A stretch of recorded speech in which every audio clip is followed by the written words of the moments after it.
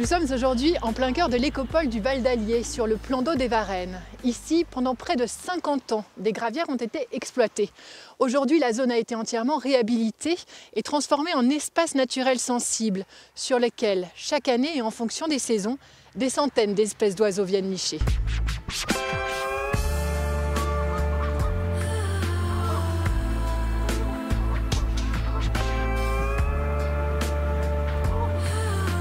Alors Jean-Pierre, qu'est-ce que c'est que cette zone ?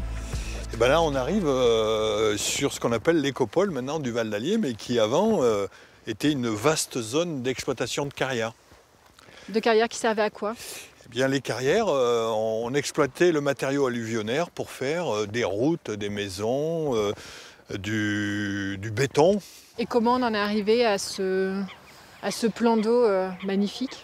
Eh bien, on est arrivé là avec d'abord un partenariat. En 2001, les carriers, la LPO, les élus se sont mis autour d'une table. Et une fois que l'arrêté d'exploitation qui a été donné par le préfet en 2001 pour réhabiliter au fur et à mesure de l'exploitation, de telle sorte que quand les carriers auraient fini, en 2017, l'arrêté avait été donné pour 15 ans, eh bien, ça soit prêt à habiter, si vous voulez, par les oiseaux, par les insectes, etc. Et les oiseaux s'y sont pas trompés. Hein. Dès le début, 2-3 ans après, on voyait les premières espèces arriver. Maintenant, plus de 200, je crois, sont là en permanence. Eh ben, on va voir si on voit de belles espèces, en tout cas. Allons-y, Venez. allons découvrir.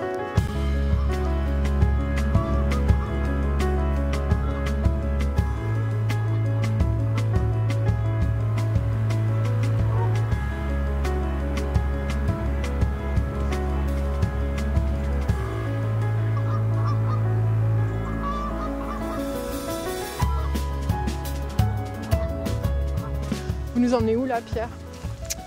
À l'observatoire de l'écopole du Val d'Allier. Un des observatoires, il y en a combien ? Il y en a 7 en tout. Oui, ça a été bien aménagé.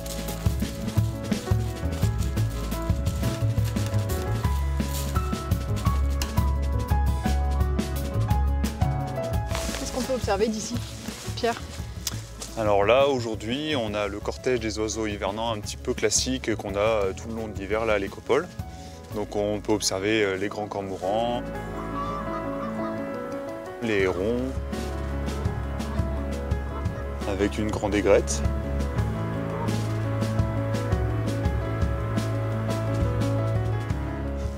Les canards, donc notamment la sarcelle d'hiver, qui est, comme son nom l'indique, un canard qui est présent chez nous seulement l'hiver. Elle ressemble à quoi cette sarcelle d'hiver ? Donc c'est un peu comme le canard colvert, donc c'est la famille des anatidés, mais c'est plus petit. Et le mâle est gris avec des reflets verts. Et la canne, elle, va être beaucoup plus terne, comme tous les canards. C'est une stratégie pour se camoufler lorsqu'elle court. Et donc on les observe dans les petites mares des hauts fonds ici. Et souvent, elles font le poirier pour aller se nourrir des herbiers qui poussent sous l'eau. C'est quoi ces hauts fonds exactement ? Alors ces hauts fonds, c'est un milieu là, ici qui a été recréé en aplanissant, en reprofilant un petit peu les berges et en surcreusant le remblai, de sorte à recréer des zones humides.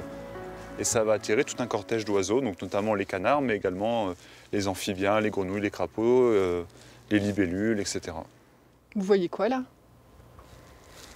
Alors là, j'observe une jeune poule d'eau, un jeune de l'année, qui est en train de se nourrir en se cachant dans la végétation. Ah oui, et les bernaches du Canada aussi. Une espèce invasive qui se reproduit sur le site et qui est présente toute l'année. Il y a combien d'espèces sur cette écopole ? D'après les dernières données, on a 227 espèces d'oiseaux qui ont été observées sur le site. Mais elles ne sont pas toutes nicheuses, hein. On a des espèces qui viennent que nicher. On a des espèces qui sont migratrices, qui font que des haltes au mois de mai ou au mois d'octobre. Et on a des espèces qui sont là que l'hiver, les oiseaux hivernants. C'est des espèces qui reviennent depuis que l'écopole est aménagée ou qui sont toujours venues ?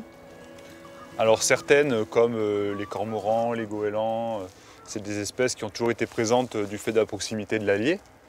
Mais depuis en effet la restauration du site et la création de nouveaux habitats comme les hauts fonds, les roselières, la réhabilitation des bassins, ça a attiré beaucoup d'autres espèces.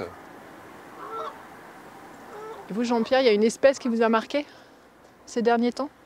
Bah, bien sûr, il y a une espèce qui n'est pas emblématique du site, hein, c'est le pigargue à queue blanche. On en a observé un au mois d'octobre de l'an dernier. Et c'était remarquable parce que même si ce n'est pas un oiseau qui vit sur le site, il y est passé. Donc ça donne une lumière tout à fait différente sur l'écopole, quoi. C'est plein d'espoir. C'est plein d'espoir, oui, c'est vrai.